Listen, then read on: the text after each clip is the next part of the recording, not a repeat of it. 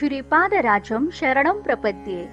सद्गुरुनाथ परमपिता परमात्मा श्री गोपाल बाबा महाराज की जय।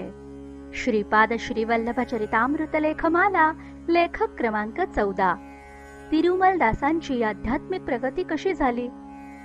बापनाचार्यांच्या घराशी संबंध झाल्यामुळे माझ्यात सदिच्छा जागृत झाली व माझ्यात आध्यात्मिक प्रगती झाली। श्रीपाद श्रीवल्लभ संपूर्ण चरितामृत अध्याय 6। तिरुपती जवळील कानिपाकम सिद्धिविनायक क्षेत्रात धोबी तिरुमलदास बोलता बोलता शंकर भट्टास हे किती मोठं गुपित सांगतात।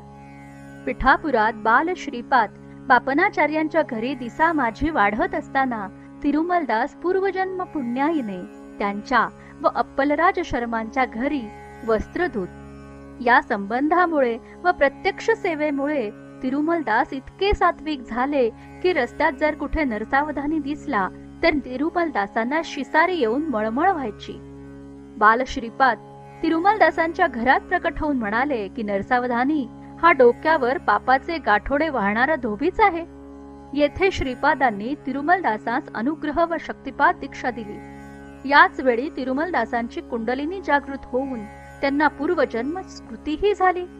तिरुमलदास श्रीपादांच्या आशीर्वाद आणि संकल्पाने महाराष्ट्रात गाडगे महाराज म्हणून आले।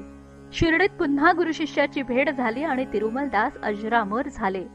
गोपाला गोपाला देवकी नंदन गोपाला हे भजन गात गात तिरुमलदास पुढील जन्मी लोकांमध्ये जनजागृती करेल हे श्रीपादांनी शंकर भट्टास सांगितलं होतं। एवढेच नाही तर तिरुमलदासांचा पुत्र रविदास हा देखील म्हाळसापती नावाने त्याच वेळी शिर्डीत श्रीपादांच्या सेवेत होता।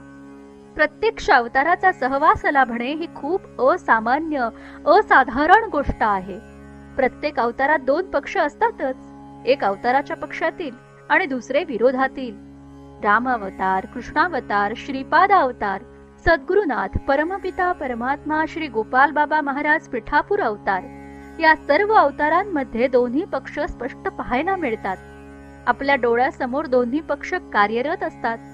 जे अवताराच्या बाजूने ते धर्मात असतात आणि विरोधी अधर्मात असतात, पण मस्ती आणि मायेमुळे ते जवळजवळ अंध झालेले असतात। ते स्वतःचा विनाश स्वतः ओढावून घेणारे असतात। पुण्याचा स्टॉक संपायचा अवकाश अवदशा घुसायला तत्पर असते। याच्या उलट धर्माच्या बाजूला एक एक उत्तम व्यक्तिमत्व असतात। नरसिंह वर्मा, व्यंकटपय्या श्रेष्ठी, तिरुमलदास, रविदास, दत्तदास अशी कितीतरी मोठी मोठी ऋणानुबंधातील पात्र एक एक करून भक्तांपुढे येतात आणि तसेच खलनायकही पुढे येतात।